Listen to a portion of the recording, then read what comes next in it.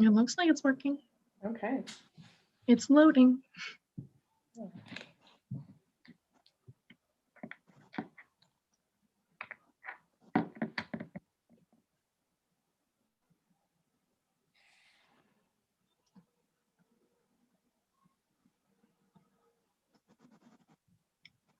Oh, okay. I think we are live. Okay, wonderful. Because I know if I start playing it, I will see me talking. It looks like one person's watching. Hi. Can you hear everything okay? There's a little chat box on the right side.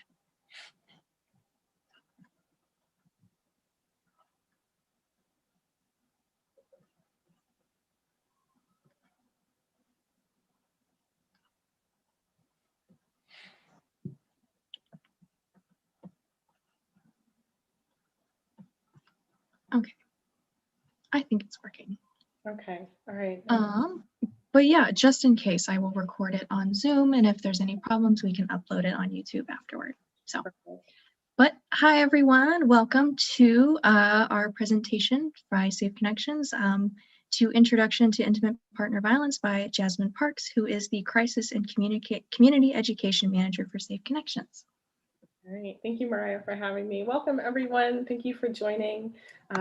Like she said, my name is Jasmine Parks. I'm with the Safe Connections. I'm a Crisis and Community Education Manager.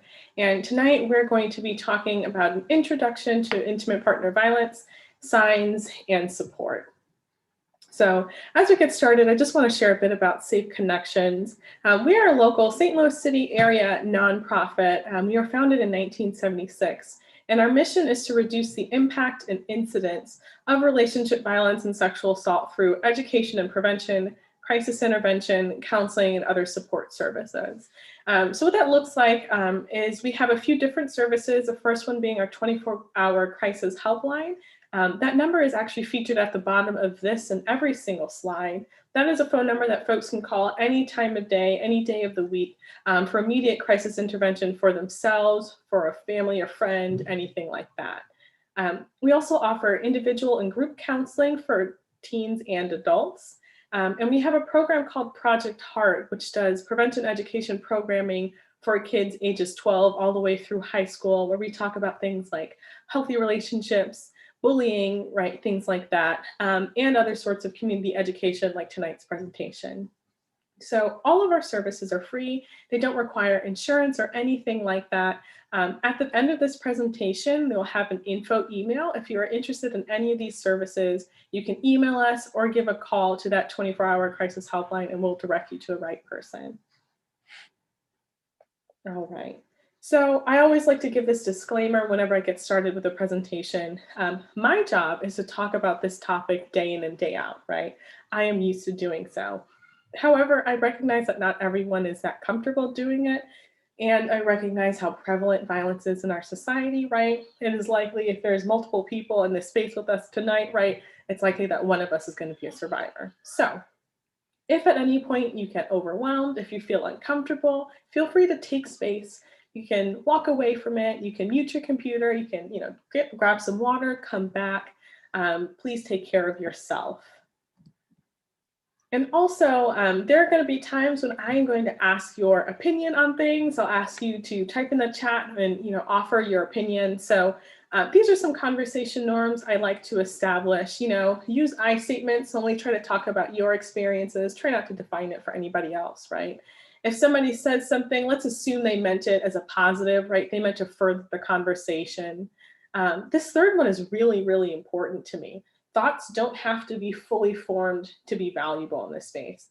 And so what that means is I am going to ask you, what is a stereotype you've heard, or what pops into your head when you think of X, Y, Z? I like to call them little brain worms, those weird subconscious thoughts that just kind of pop in your head and you're not really sure where they came from. Those thoughts are going to be really valuable in this space today because that's telling us about our cultural conditioning, right? I want you to share those as you feel comfortable. Also, pushback may happen. Please be respectful. So maybe, somebody says something and I want to comment on it, or I say something, somebody wants to comment on what I said. Feel free to do so. Just be respectful. Again, on the subject of disclosure, again, it is likely that there's more than one survivor in this space with us tonight. So if you do choose to share about your own experiences, please be mindful to use language that is not super descriptive and things like that, anything that could really trigger or upset another survivor in this space. Finally, if there's anything that you feel like should be a conversation norm that I haven't touched on, feel free to type it in the chat. Mariah is keeping an eye on the chat as we go along, so your questions and your comments are being seen, okay? All right, so let's talk about scope first. So roughly 1 in 4 women and 1 in 10 men report having experienced some form of relationship violence in their lifetime. That is a huge number, right? And look, I said report, right? Roughly 1 in 4 women and 1 in 10 men report having experienced violence, right? But we know that intimate partner violence and sexual violence are one of the most chronically underreported crimes that we see, right? And think about if there were like a disease, I know it's a little tacky to say that with COVID right now, or some other affliction that was happening to 1 in 4 women and 1 in 10 men, right? There would be a huge public health outcry, right? And we're going to talk about why that doesn't necessarily happen with intimate partner violence. And some other things I want you all to know is that of those folks who have experienced violence in their lifetimes, in their relationships, about 70% of folks didn't realize at the time that they were in an abusive relationship, right? It's really hard to see everything that's happening when you're right in the middle of it. You know, sometimes we have to take a step back. We have to get out of the situation and look back on it, right? Hindsight is 2020, to really understand the scope of what we have experienced, especially because intimate partner violence tends to be one of those things that couldn't happen to me, right? It happens to other people. And so of those same folks, 60% of people said no one stepped in to try to help them when they were experiencing violence, right? Intimate partner violence can be an incredibly isolating thing. And 42% of folks kept the abuse private, didn't tell anybody about it, right? It can be a very shameful thing to experience as well. And while we're talking about intimate partner violence, I really want to emphasize that intimate partner violence, or domestic violence, as some folks have heard, and sexual assault can and do co-occur. So in this presentation, I'm going to briefly touch on both. We're going to focus a bit more on intimate partner violence, but I do want to give some definitions for sexual assault because they do co-occur. Where one is happening, there's an increased likelihood that the other will happen too. And oftentimes, sexual assault is used as a tool of intimate partner violence. All right. So if I asked you to imagine what intimate partner violence looks like, or domestic violence, right? What picture comes to mind? Feel free to type in the chat. Who is the quote unquote victim, right? Or survivor? Who's the perpetrator, right? Are they young? Are they older? Are they married, right? What's their gender or their sex? Feel free to type in the chat. I'm going to wait a couple seconds. Mariah, if you see anything, let me know. If not, in a few seconds, I'm going to just offer up some ideas.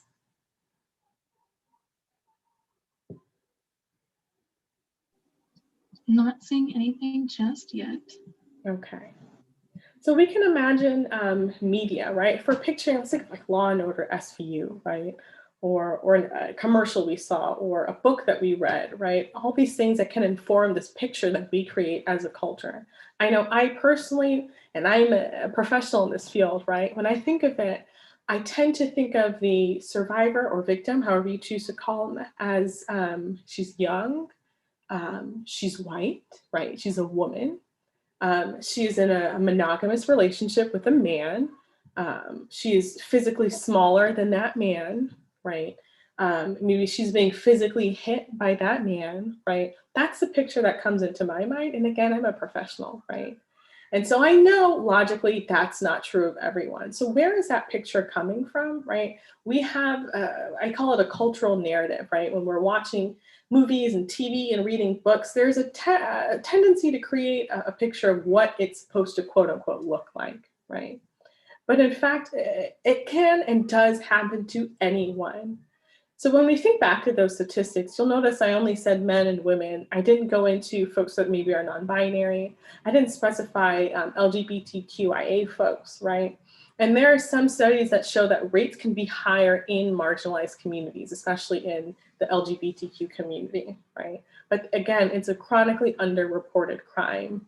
And those who report tend to be those folks who are most comfortable reporting. And so if you're already experiencing one marginalized identity, maybe you're not so comfortable reporting, and maybe that's why we don't see survivors that, portrayed that look different than that stereotypical model. And so when we're thinking about actions, what kind of actions do we think of when we think of intimate partner violence, right? The biggest one, I can tell you now, physical abuse, right? That comes up to mind. So hitting somebody, right? Putting your hands on somebody, and yes, that counts. But there's also a lot more that happens. Psychological and emotional abuse, this happens. We're going to touch on this a little bit later on. So maybe you've heard of gaslighting, guilting, humiliating somebody, right? That's also an example of abuse.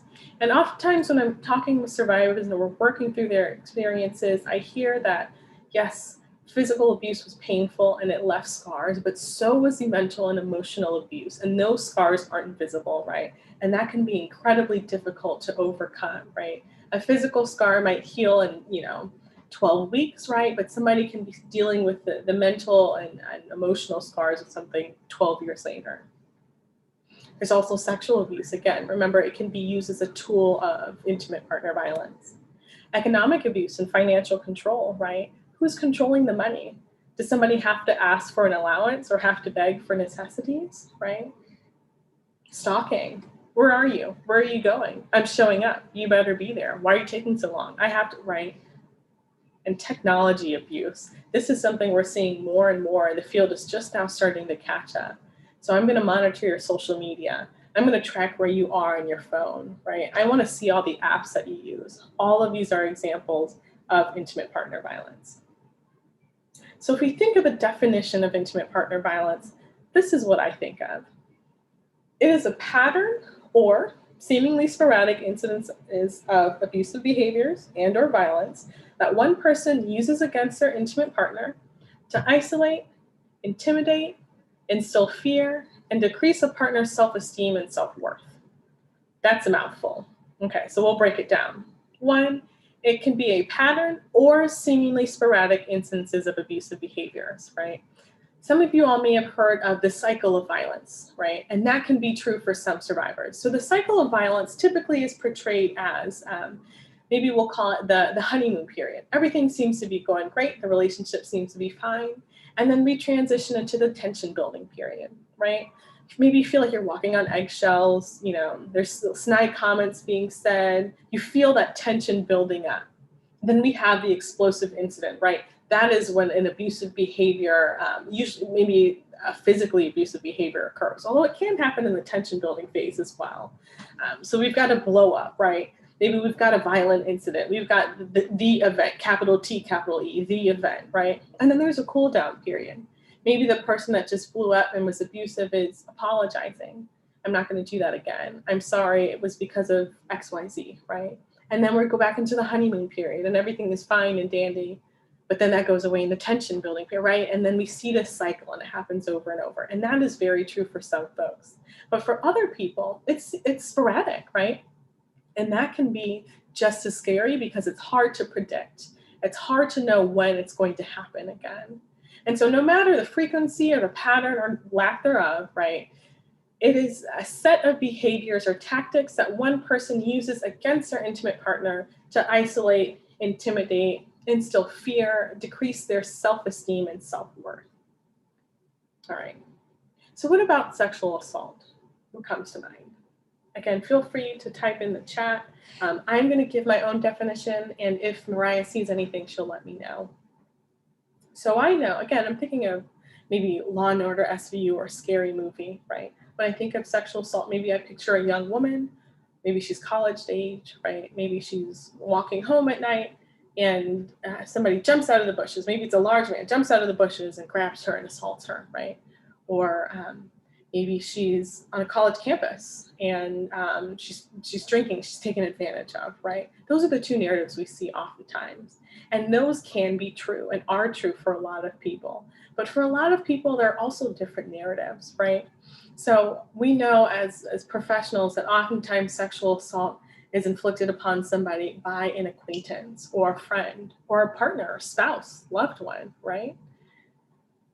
So there are a lot of things that fall under this category, but I do want to offer up some maybe non-typical things that still, in my opinion, fall under the umbrella of sexual assault or abuse, right? And one thing that I'm hearing often now is pictures and videos without consent. This seems to be happening more and more, especially to young folks, right? Pictures and videos through coercion, right? While somebody's incapacitated, right? Unwanted touching, right? Violating boundaries, right? This can happen maybe on a train somewhere, in public, in your home. Penetration, of course, with sexual organs, objects, fingers, anything like that. Sex with someone impaired, right? The absence of consent is really what defines this. If somebody is unable to consent to this interaction, right, that counts. Sex after coercion, right? After guilting somebody, after pressuring them into this. And ignoring discomfort during sex, right? Even if somebody has consented to doing it, if we're ignoring discomfort during it, it can easily turn into assault, right? So for our purposes, we're going to think of it as any forced sexual contact without consent. Okay. So I want us to take a look at this model. This is the domestic violence power and control wheel. If you've ever taken a workshop or worked in this field before, you probably know this image. And so this thing, it's a little bit dated, but I think it's still very useful for us. So this, commonly known as a power and control wheel, this was developed by domestic violence intervention programs based out of Duluth, Minnesota. And it is a fantastic visual representation of forms of violence, right? So on these outer rings, we see those things that we as a society say, yes, that is violence. That is domestic violence. That's intimate partner violence. I see that, right? Our legal system can see it and we easily say, yep, I can categorize that right now. And physical violence, sexual violence, yep, it's against the law. I recognize that. We see it in media. Okay, great. But if we move towards the center, all these little pie pieces are also tools and tactics and forms of intimate partner violence that folks use and use often, but they're not as easily recognizable, right? They're not as commonly known as physical or sexual violence, right? And so in a second, we're going to zoom in on one of these pie pieces, but I want us to take note of what's at the center of this wheel. Power and control. And we're going to talk about that. So we're going to zoom in, and right now we're going to just focus on, let's go all the way to the right to the using emotional abuse section, right? Like I said earlier, a lot of times survivors say the physical abuse was one thing, right? Those scars faded, or I was able to go through physical therapy. I was able to function again with it, but man, these mental scars left over from emotional and mental abuse, this is really tough for me to get through. And so there's a lot of things that fall under this category. Guilting, right? It's a very common practice, right? It's telling someone, oh, you owe me this, right? If you don't do this, you're hurting me. Don't you care about me? If you love me, you would do this for me, despite this crossing a boundary for you. Humiliation, right? Sometimes it's making negative comments about somebody, their intelligence, their body, right? Their hobbies, the things that bring them joy, right? Belittling them, right? Coercion we see often, and I really want to talk about gaslighting. So gaslighting is one of those things I've seen pop up a little bit more on social media, and I'm glad folks are really coming to talk about this, because this is an incredibly insidious tactic that folks use. So gaslighting, the way I define it is it's really just about breaking down someone's sense of self and self-worth through constantly questioning somebody's reality. So again, gaslighting is when I'm breaking down, and I say I figuratively, if I were to break down someone's sense of self, right, who they are as a person, and self-worth, what they are worth, right, by questioning their reality. And so this makes it really difficult for a survivor to identify what exactly is going on, what just happened, to make sense of the situation. So to give an example, maybe we have a situation where somebody, let's say person A comes home and they notice that person B is just in a bad mood. And person A is just, kind of quietly moving around them, and then person B is making side comments, or they're picking at them, or they're mumbling under their breath, or they're brushing past them. And person A is like, what on earth is going on? And it's having an emotional toll on person A, right? Maybe person A says, what is going on? Are you okay? Do you want to talk about something? And person B might say, no, no, it's fine. No. Okay. And it goes on and it goes on and it goes on, and person A is being poked and prodded and bullied. And then finally they might just blow up, say, okay, stop it. I don't give a what's going on. What is your problem? Now maybe they're yelling, right? Maybe they're crying, right? And person B can turn around and gaslight them. And what that might look like is saying, whoa, where's this coming from? Why are you having such an emotional reaction? I didn't even do anything, right? I didn't say that. No, you're not remembering that correctly. I actually said XYZ. No, I wasn't the one that did that first. You did that first. You don't even remember how it happened, right? I am changing somebody's reality if I say that, right? I am making them question, well, did that really happen? Maybe I did misremember it. And even the strongest person, after being questioned and questioned and questioned, well, start to do some of that questioning themselves. They might say, oh, okay, well, maybe I am just, this keeps happening. Maybe I am just blowing this out of proportion, right? And maybe person A finds themselves apologizing to person B for having what's in fact a natural reaction. They might say, oh, okay, you're right. Yeah, I did blow up. Yeah, it was nothing. Yeah, I guess I did, right? And that's gaslighting. And so think about how powerful that is. Think about how dangerous it can be if somebody with malicious intent can cause someone to question their own reality, right? And this happens a lot more than we think. It's really easy to say, no, that would never happen to me, right? I know better. I know what gaslighting is. It wouldn't happen to me, but it happens all the time, right? It's very natural for a person to, did I remember that correctly? Did I actually do X, Y, and Z, right? But when you're surrounded by healthy people, folks aren't taking advantage of it, right? If you're in a healthy relationship and surrounded by healthy relationships. But if you're not, somebody can use that to their advantage, right? Gaslighting affects the survivor's fundamental personhood and autonomy, right? It's implicitly telling survivors they can't even understand reality without that other partner. Okay. I had a quick question. Yeah. So along with, how gaslighting can make people question reality and what happened, is that part of also what makes it hard for people to reckon with emotional abuse as being actual abuse compared to physical and sexual? Absolutely. Absolutely. Yeah. Because if you can't even remember, or if you're not sure it even happened that way, right? It's really hard to put a label on it. Yeah.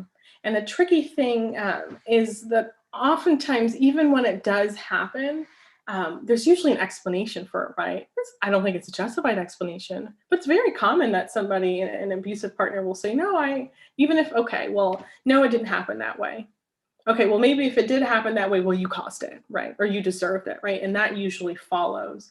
And that makes it really, really difficult to get out. Imagine trying to escape a room where every time you look at the door and you turn away and you look back, the door's not there anymore, right? When you can't even figure out the layout of that room, how are you supposed to get out of it? That's what it can feel like sometimes. Yeah, absolutely. And so when we think back to that power and control wheel, right at the very center of it is power and control. That's the motive we're working with. Abuse doesn't happen because of anger management issues, right? A lot of times I tell folks, well, does this person do that to their boss, to people on the street, to small children? Are they walking around throwing lollipops at people? Right? No, it doesn't happen that way. They can choose when to control their anger and when to let it out, right? It's not anger management, right? It's not caused by substance use. It can be exacerbated by that. So maybe we have somebody that is prone to violence when they're drunk. Does that mean the alcohol is doing it? Maybe not. Maybe it's just alcohol is making them feel less inhibitions, right? They feel more impulsive when they're drunk and they just act on it, but it's not causing it, right? Plenty of people go through rough and abusive childhoods themselves and do not become abusive, right? At the heart of it, it's about power and control.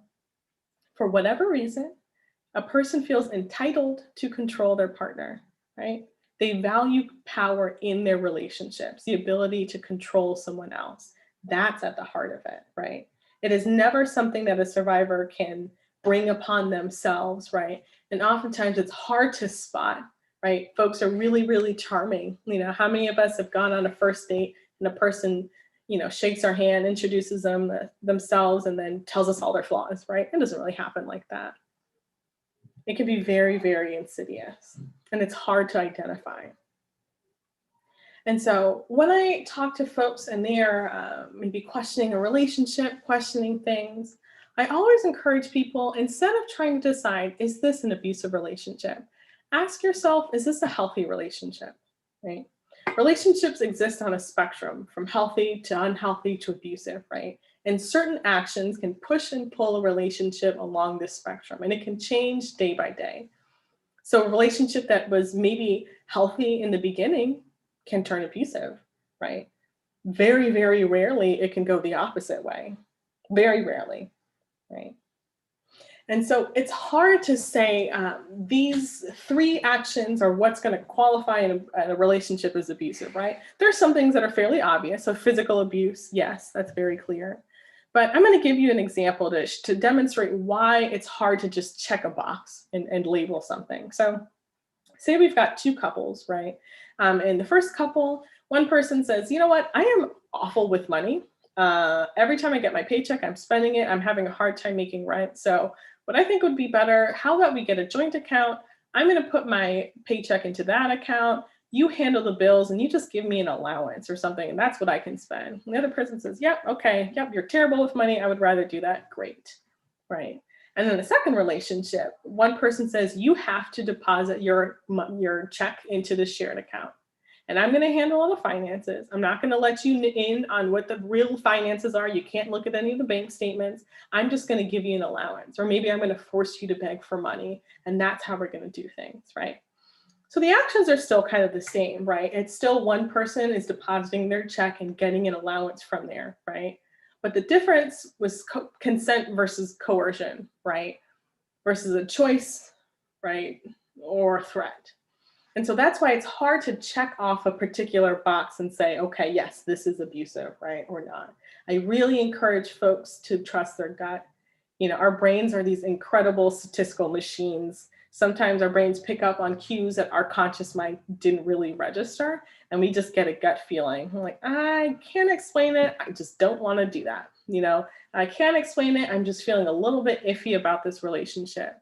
And it can be hard if everyone's looking in. They're like, what are you talking about? Such and such is a wonderful person, and maybe that person's been very charming to all your friends and family. And it can feel very isolating to have second thoughts, right? But you still have to trust your gut. So the big question, why would they stay? Why would they not disclose, right? We hear this all the time. Folks ask themselves these questions. Why would I stay? Why didn't I just walk away? Why didn't I, right? The truth is, it is not easy at all. So think about how many of us right now could decide, okay, they're going to pack up, they're going to leave the place they're living now. If they've got kids, they're going to take the kids out of school, they're going to re-enroll them, they're going to take the pets away, they're going to sell their car, they're going to move across, they got their job, right? How many of us can do that right now? I know I can't. Right? Practically, I couldn't do that. I can't just uproot my life right now, let alone the emotional ties you might have with someone. It is very common to be head over heels in love with a person you know is abusive. It happens all the time. And one big cultural myth is that people are just good or evil, right? They're either a terrible person or they're a wonderful human, right? And it's impossible to love somebody that's terrible, right? So if we love somebody that is hurting us, it's hard to admit that they're hurting us because everything we've been taught says that couldn't possibly happen. And it can, right? There's a lot of barriers that happen. And another thing I like to give is this example that abuse can come in waves. So if you bear with me for a second, I have another analogy for you. So imagine you are maybe in the ocean, right? And the beach is behind you. And the water, say, is about chest height. And that sort of floaty feeling you get when the water is relatively calm, but it's still swaying and it sort of rocks your body back and forth. And you're fairly steady on your feet, right? But you're still swaying a little bit. And then a wave hits you front in your face. It just comes out of nowhere, and you're sputtering, and you've got water in your mouth, and one of your eyes is closed, and you're kind of knocked off kilter, and maybe your arms are waving, and you don't fall completely on your back because you're in water, but you might just lose your balance for a second, right? And you're trying to get steady, and things are just swirling around you. That's how abuse can feel, right? It feels like you're standing in there and you're getting hit by waves, and it's very unpredictable to know what those waves are going to feel like. So sometimes the wave feels great, right? It is a shower, a wave of love, affection, gifts. Somebody's maybe putting you on a pedestal. The family, the friends, I'll love this person, right? You still feel swept off your feet, but in a good way, right? And now imagine you're settling down in this relationship. Maybe you're getting your footing back in this water, and another wave comes and it hits you from behind. And now you go face forward, and now you're sputtering, you got water in your mouth again, right? And you're still trying to get steady. And maybe this was a bad wave. So maybe this was a wave of somebody making snide comments, or grabbing your arm a little bit too hard, or critiquing what you're doing, making fun of you for a hobby or something like that. And you're like, wait a second, I'm still getting over this first wave. Okay, let me get a second. Okay, but no, another wave comes in, and maybe this is a good wave again, or maybe it was a bad wave, right? It doesn't really matter, because every single time you're being knocked off your feet, and it is so hard to just stop your head from spinning and get your feet on the ground and take a look around and figure out what the heck is going on, where are these waves coming from, right?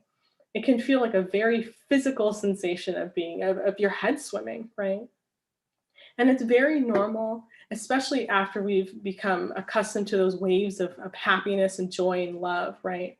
As somebody starts to pull away, right? Maybe they're not making you feel as happy, they're not showering you with gifts anymore, right? It's very common and natural to want to stay, to want to get back to that point, right? This honeymoon phase was amazing. If I just stay, if I work harder, if I do what this person says, we can get back to that point where we started. And it was amazing, right? And it's very natural and okay and normal to feel that way, right? So that's just the emotional stuff. Now let's talk about some other barriers, right? So think about, especially when it comes to issues of sexual assault, right? Think about some of these big social barriers that we have, right? The biggest one is victim blaming. Why don't you just leave? I would never let myself get in that situation. Only weak people get themselves in that situation. That only happens to women. A man can't experience that. No. Didn't you already have an abusive relationship? How could you do this before, right? All of that is shaming that person for having experienced what they experienced, instead of putting responsibility on the person that was abusing them, right? In the case of sexual assault, sometimes it's, well, what were you wearing, right? In both cases, intimate partner violence and sexual assault, there can be a fear of reporting to the police, right? To friend groups and family. What if that person's well liked, right? What if they're not well liked, but you love that person and you don't want their social life destroyed, right? What if you've been told that it only happens between a man and a woman, right? It can't happen between two women, right? What if all the pictures and movies that you've seen are always talked about what abuse looks like coming from a man? You've never experienced it from a woman before. How can you identify that, right? Even if you have identified it, is it safe for you to go to a domestic violence shelter? Do you feel safe going there? Do you feel safe talking to the police, right? There's a lot of really serious barriers that folks face every single day. So what do we do about it? What's the point, right? I've given you all this bad news. Hopefully you've got a better idea of some of the signs, right? So how do we support people in it? I love this gift right here. We want to be Popeye, right? We want to be Popeye spinach. We want to empower people, right? So I personally always use the word survivor when I'm talking about folks and their experiences, because I think the word survivor really highlights the fact that they're not just a passive person that had things happening at them, to them, right? Folks have survived some really horrible things. They continue to wake up the next day, continue to live their lives, no matter how hard it was, no matter if they lost their job, lost contact with family and friends, they were still surviving that, right? There is power in that person. So my job, our job, right, is to help empower them, help them tap into that, recognize that, and advocate for them. So how do you do that? How do I empower and advocate for someone?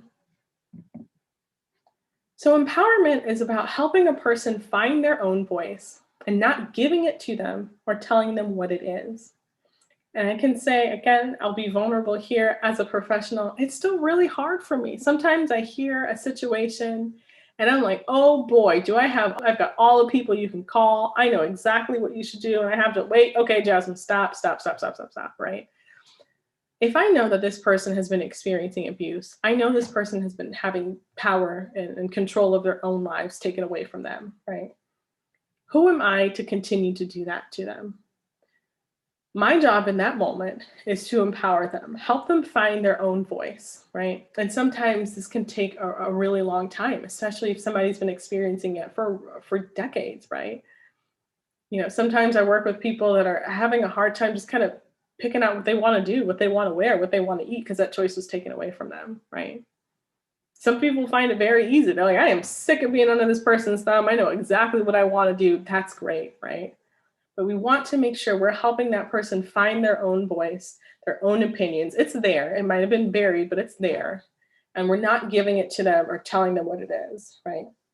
We do not want to tell a survivor what they have to do. It is so tempting, especially if it's a friend or family member.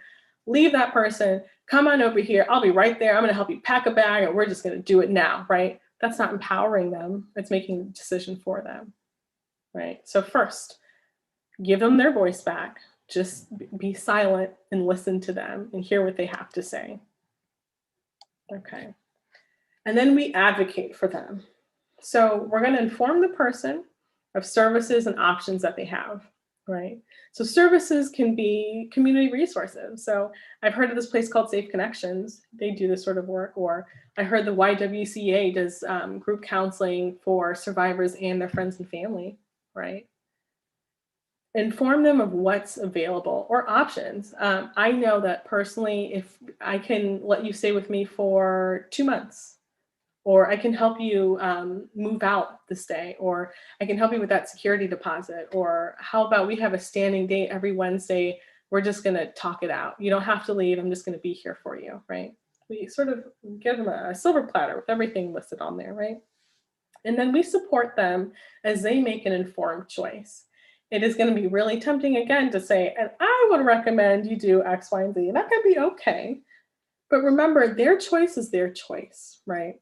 You have to allow folks to handle their own situations, even if you disagree. You're allowed to have boundaries, right? So if you feel like it's emotionally taxing for you, you can be honest with people about that, right? Or direct them to other folks who have that emotional capacity to deal with it. But you have to support them as they make an informed choice.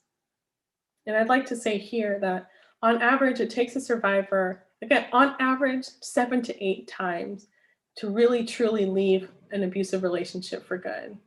That's average, right? So it might be 15 times, right?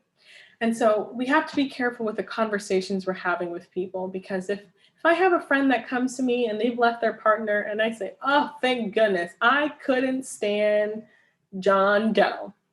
Thought John Doe was terrible. And he always, ate the last of the chips and dip, even though I asked him not to. Terrible person. Couldn't stand him. Oh, thank goodness you're gone. Oh my God. Okay. And then they go back to John Doe because they love him, right? And maybe they live together, or their social circles are together, right? What is the likelihood that my friend is ever going to come back to me for support in that relationship? It's lower now, right? So as tempting as it can be, we want to make sure that we are always centering the survivor in these conversations.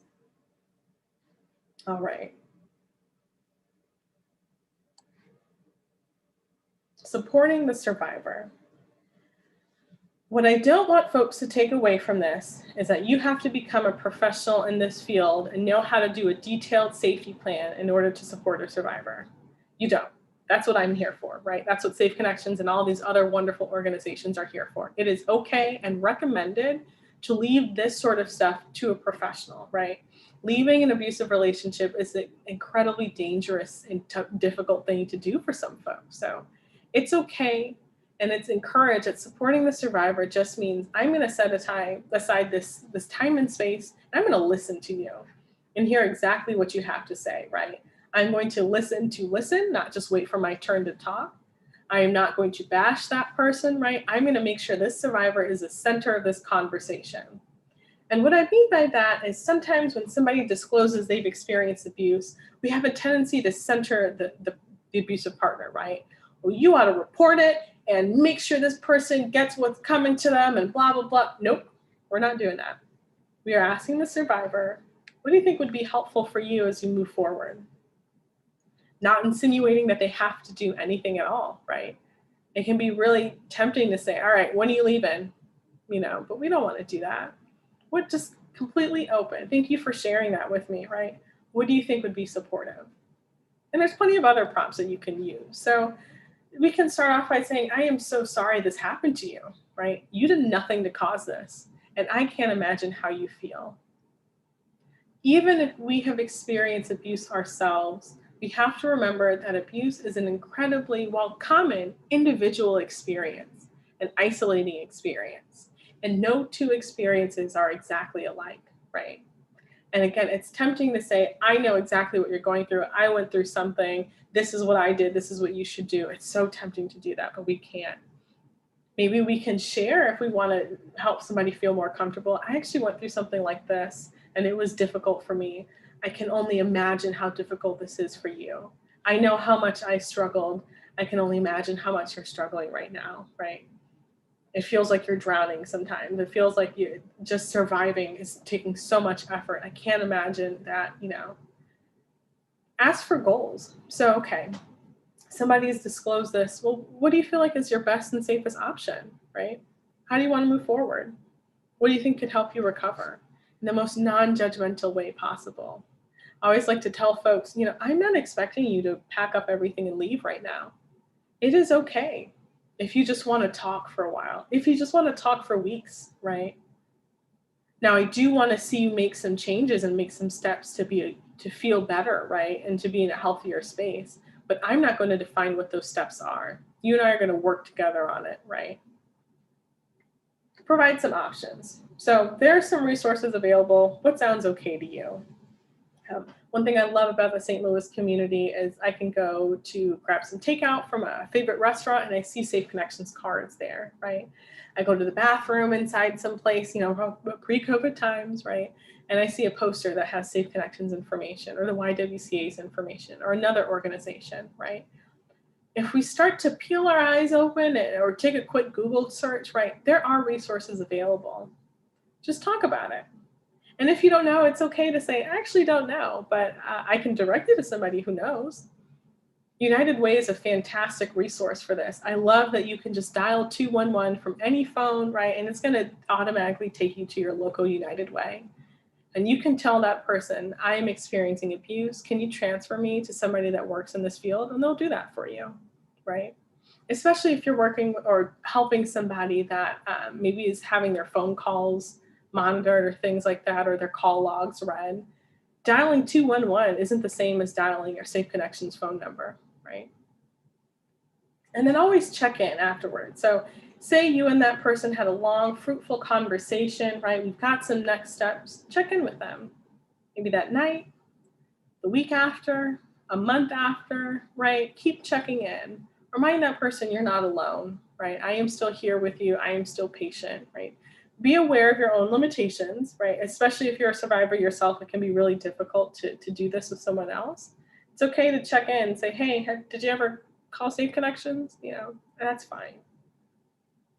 And so as we wrap up, we'll have some time for questions, but I want to share a few resources.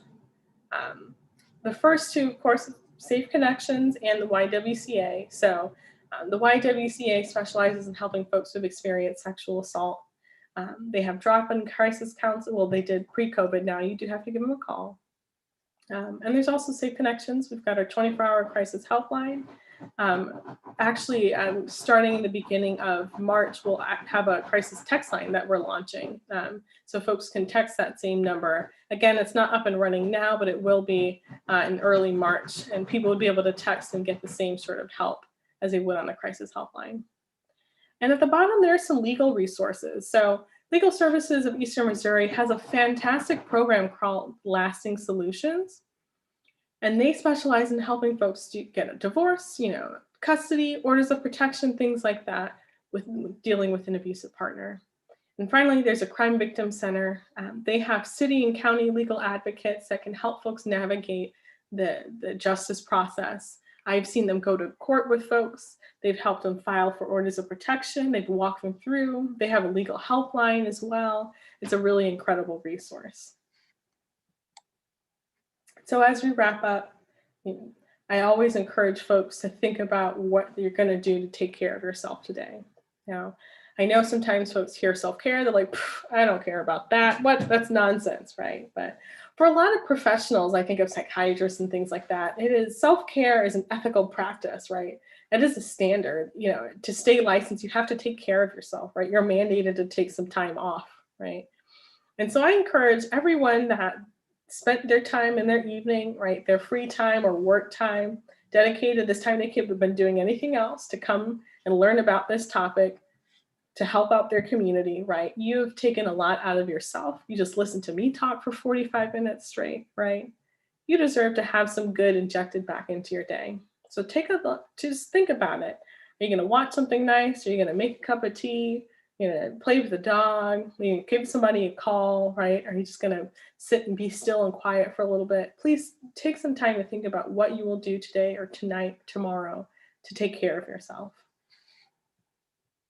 So thank you again for joining me here, for learning about this very heavy topic, right?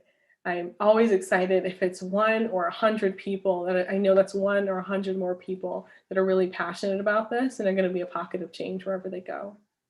So if you have any questions, comments, concerns, you would like programming for yourself, more information, you can email our info@safeconnections.org email address, or give us a call at 314-531-2003.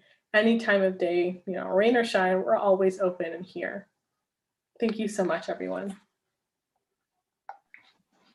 Thank you, Jasmine. You guys can ask questions in the chat if you want to. If you're not comfortable, that's totally okay.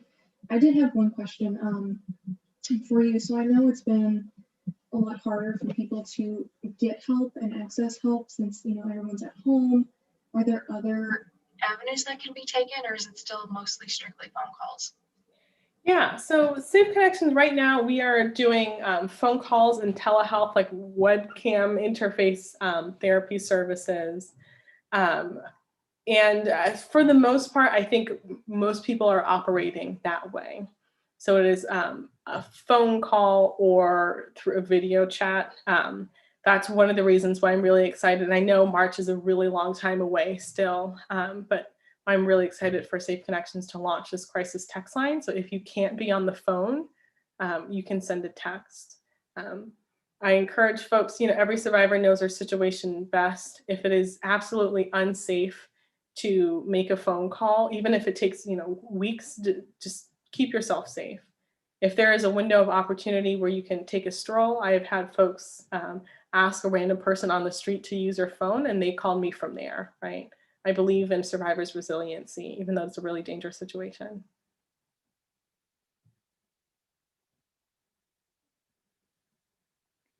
Okay, again, feel free to share any questions, comments, concerns. I also have one more question. So about the earlier slide of how difficult it is for people to leave, does traumatic bonding play into that? Oh boy, yeah, that's a good, I won't say a good one. Yes, absolutely. And so for folks that maybe haven't heard of it, or like, what is that? It's kind of what it sounds like, right? So traumatic bonding. So let's think about it. This plays out in media a lot too. If you've ever watched an action movie, a horror movie, right, where two characters go through something really intense together, right? And at the end of it, maybe they have a passionate kiss, or they hug, or they, enemies to friends or enemies to lovers, right? We see traumatic bonding happening all the time. When two people experience a traumatic event together, there is a natural inclination to form a very strong bond to that person. It is combined. I'm no, psychiatrist or psychologist, but it's something that we see often, right? I encourage folks to look into it. And it's something that is completely natural, is not always something that we can control, right? And can happen in abusive relationships, right? There's something about experiencing trauma with another person, even if that person caused the trauma, that causes somebody to become bonded to them. Again, I could not explain the science of it. I've read papers and it just went right over my head, but I see it play out all the time, right? And I think it's another reason to give ourselves some grace, to give survivors some grace, because even though it seems like a maladaptive practice, like, why would I feel this way about this person that treats me so poorly, right? It's kind of your brain working against you. You know, have some grace for yourself. Say, this is literally, my brain is quite literally like developing new pathways in response to this. I have to fight against my own biology to get away from this. Thank you for bringing that up. Yeah, of course. And I had another thought too, maybe to end on a more positive note. If no one has any questions, I haven't seen any yet. Have you, in your time at Safe Connections, or just how things have changed, have you noticed that people are talking more about intimate partner violence, and are people seeking out help for it now that they know it's a thing? Yeah, yeah, absolutely. The other day I was looking at some statistics, the Department of Justice Bureau of Crime Statistics. There was a huge, we've been seeing increases in reporting, which is a good thing to me. When folks don't report, it doesn't mean it's not happening, right? When folks are reporting more, it means they're recognizing what's happening. When domestic violence agencies are getting more phone calls, more people are reaching out for help, right? When we have to request more funding because we've got more clients, that means we're helping people out. So I was looking, and there was a really significant jump from about 2012 to 4 years later in 2016, when the Bureau of Crime Statistics updated their numbers. And I suspect it has a lot to do with like the Me Too movement. I think that was a huge burst when folks were like, oh, did that count? Right? I've been experiencing that my entire life. I didn't think it's so common. I didn't think that was assault, right? When stay-at-home orders went into place, unfortunately, a lot of people had to shelter at home in unsafe environments. So I know Safe Connections and a lot of other people had huge media pushes when we were saying, hey, this is what intimate partner violence looks like. It doesn't mean this person is hitting you. Maybe it means like they are constantly humiliating you, or they are constantly gaslighting you, or they're always putting you down, or they're doing. And so I had I call them those non-stereotypical survivors who are maybe older men, right? Or young teens, or, these folks that don't pop up in our heads when we think of, oh, a typical survivor, right? They were calling and saying, hey, I saw your media push. I saw Susan Kidder, your CEO, doing this radio interview, or listened to it. And I think I'm experiencing abuse. What should I do about it, right? And every single person that reaches out for help is one coming to this understanding of what's happening to them and taking some steps to address it and become healthier. And that's, it's always sort of a bittersweet thing when I'm working with survivors, because I know they've been through something really horrible and traumatic, and they're so strong and they're getting out of it.